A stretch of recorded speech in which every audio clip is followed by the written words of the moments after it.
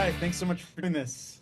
Thank you for wanting to talk to me this morning. Thank you. Oh, absolutely. The movie is incredible and your performance is incredible. And I think I just wanted to start asking how it's very unique the way you have to play to a camera for so many of these pivotal scenes. And Hmm. can you take us through that process and kind of building this relationship with the audience and the Hmm. camera that normally you do with an actor on a screen, you know? Like, how did Hmm. that all come together and work?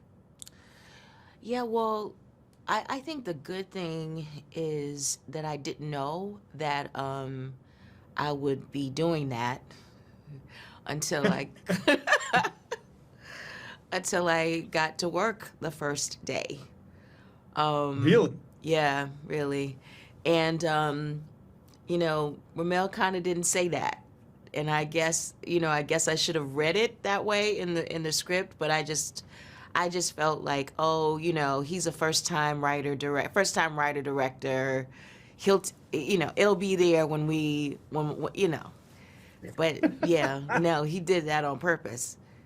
And I didn't know, and I'm glad I didn't know because I think if I had known that, I would have gotten into my head about it.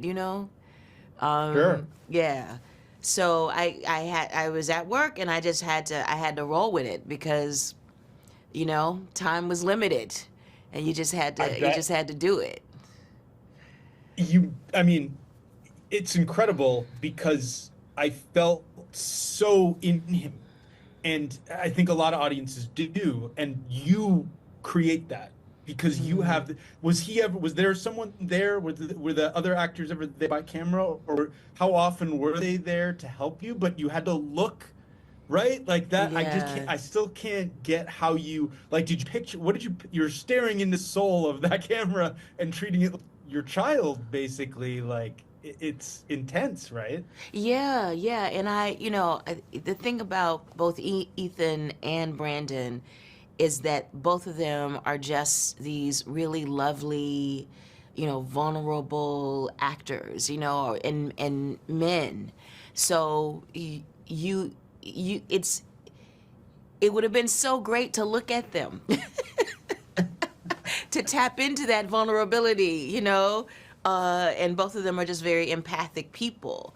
And I couldn't look into those eyes that they both possess, that I feel are so evocative and triggering of tenderness and all the feels. I couldn't do that. But they were both around. Ethan Yeah. was there and Brandon was there, and sometimes I would just touch them, just to have that a little bit of sense memory of that. But they were otherwise just kind of voices that I heard, bodiless I, I, I, voices. I I can't imagine. I just can't imagine how you did it. Like it's so crazy that it works, but it never, for a moment, you never question it. There's a scene, there's so many amazing moments. This film is so impactful, but there's a scene with the cake, and you're Mm. cutting the cake and telling the story. And I just want to know where you drew from and how you that scene has like so much of the heart of the movie's everything.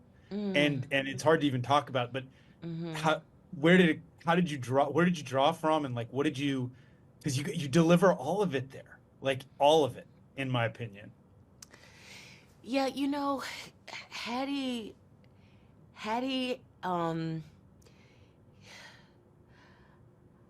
Hattie's.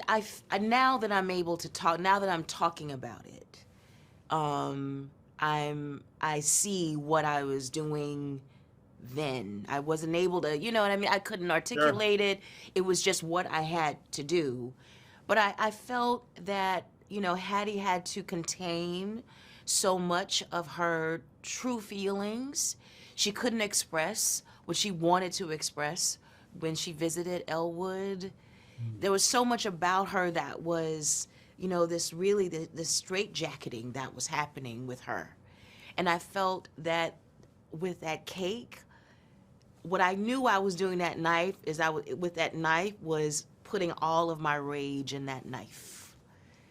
God. that rage that I if I could I would stab people, but I had that cake and I had that knife, and I feel that she was pushing that rage into the cutting of that cake, you know?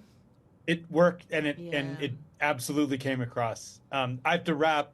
Thank you for Okay. making the movie. Thank you for doing the press for it. I Thank you appreciate you. very much. All right. Have a good rest of your day. You too. All Bye. right. Bye-bye.